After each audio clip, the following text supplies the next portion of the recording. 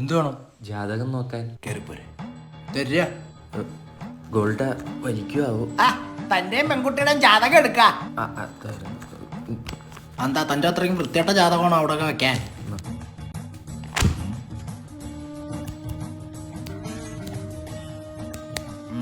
പത്തിലൊരു 8 പൊരുത്തം. അയ്യോ കുറവാണല്ലോ.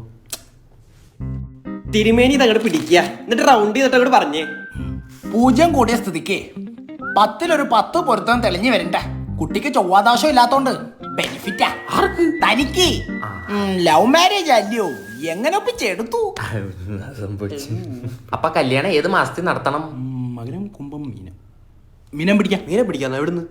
മീനെ പിടിക്കാന്നല്ല, മീനത്തി പിടിക്കാം. അപ്പൊ ആ തീയതിയും കൂടെ ഒന്ന് കുറിച്ച് തന്നിരുന്നെങ്കിൽ. 27-ാം തീയതി നടക്കില്ല. എന്താ?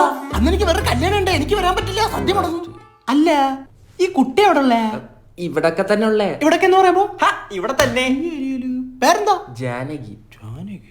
പറഞ്ഞു വരുമ്പോ തിരുമേനിയുടെ മകളായിട്ട് വരും. എന്റെ മകൾ ജാനകി.